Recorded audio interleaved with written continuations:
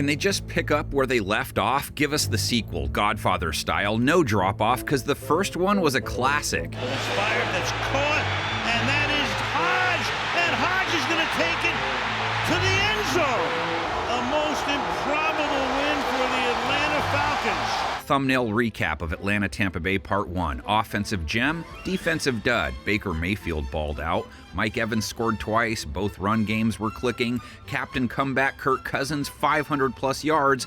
Falcons storm back, win it in OT. Oh, my God. What a night for these Atlanta Falcons.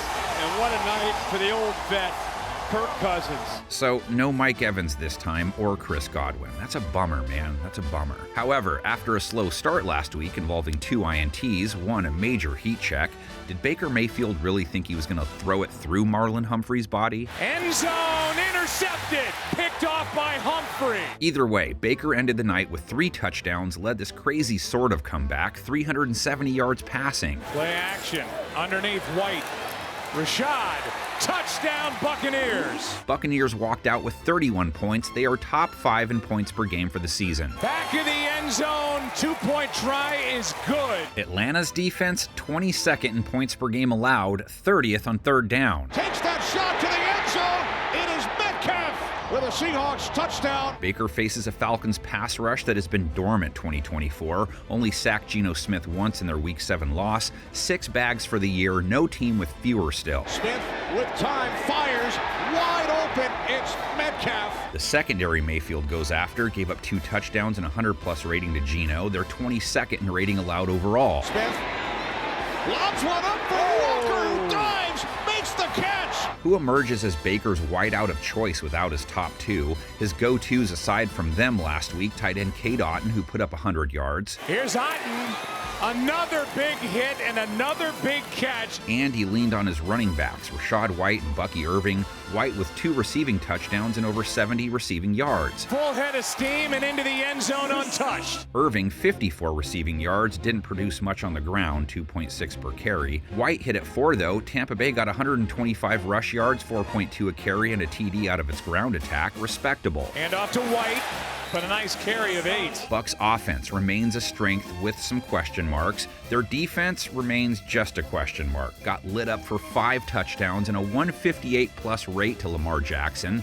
They were the old Nike commercial goalie versus Sergei Fedorov. Blitzed him, couldn't stop him. Don't blitz him, couldn't stop him. 5-hole, couldn't stop him. Here's a home run shot for Bateman.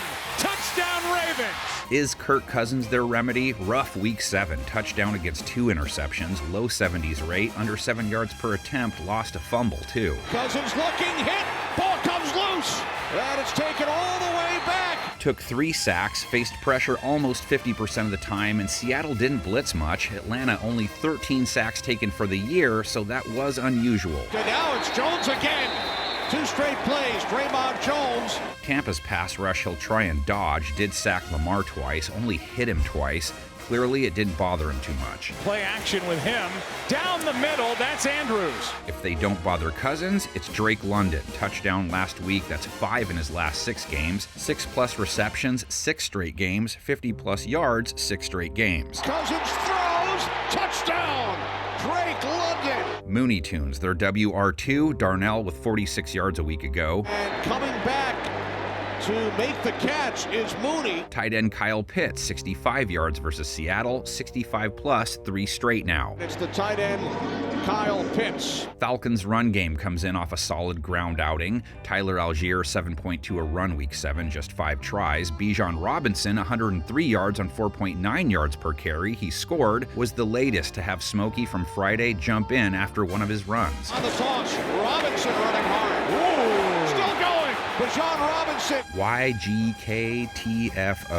Bijan also had 40 receiving yards. He could throw a few more punches versus Tampa Bay's run defense. It was doing okay versus Derrick Henry, and then it wasn't. 81-yard run, 169 total, allowed to the King. Yep, it can change in a play. There he goes. How's this for incentive? Atlanta 4-3, fall to 4-4 in the chances of making the playoffs. Based on history, starting in 1990, 32%. 5-3 teams have made it 64% of the time. Tampa Bay, same 4-3 record, so same boat. Let's see which team the panel of 10 likes.